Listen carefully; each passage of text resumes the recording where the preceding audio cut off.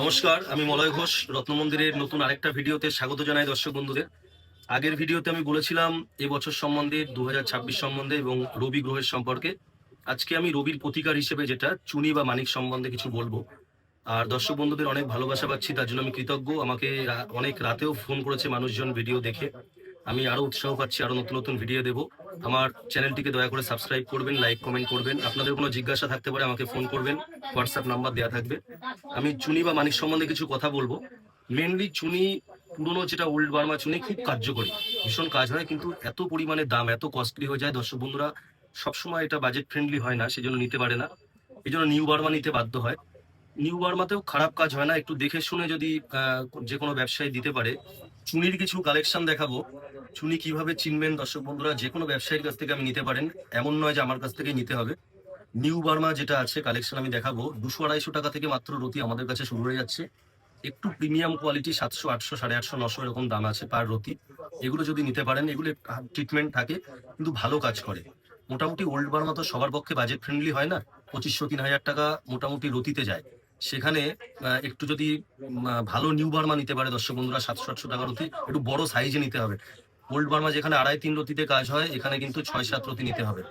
কোন পাথর কিরকম কাজ করে একটু ভালো নলেজ না থাকলে সেখান থেকে নেওয়াটা মুশকিল। মোটামুটি আমরা একটা আইডিয়া আমি দিয়ে দিচ্ছি আপনাদেরকে।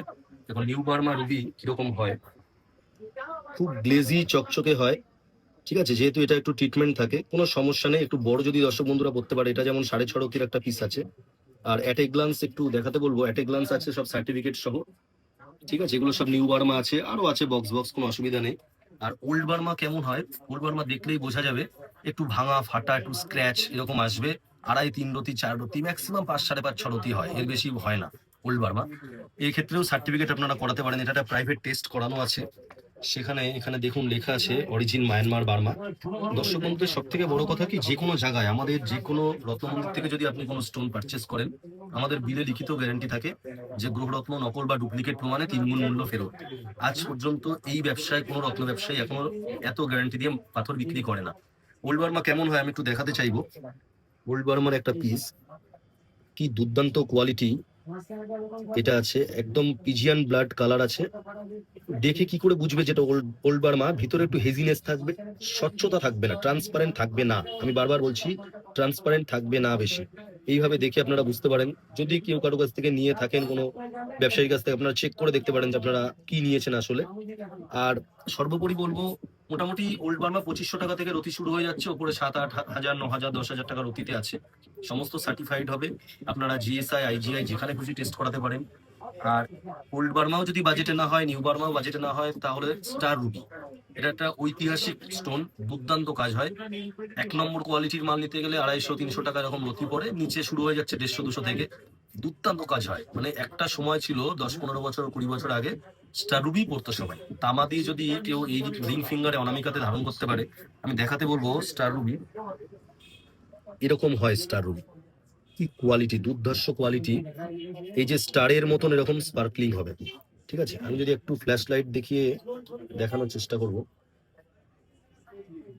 এই হচ্ছে স্টার রুবি অরিজিনাল, দুর্দান্ত কাজ হয়। 250-300 টাকার, এটা একটু প্রিমিয়াম কোয়ালিটির আছে। যেখানে খুশি দর্শক বন্ধুরা টেস্ট করাতে পারে। রবি গ্রহের কুপ্রভাব থেকে রক্ষা পেতে দুর্দান্ত এফেক্টিভ হবে কিন্তু এই পাথরগুলো।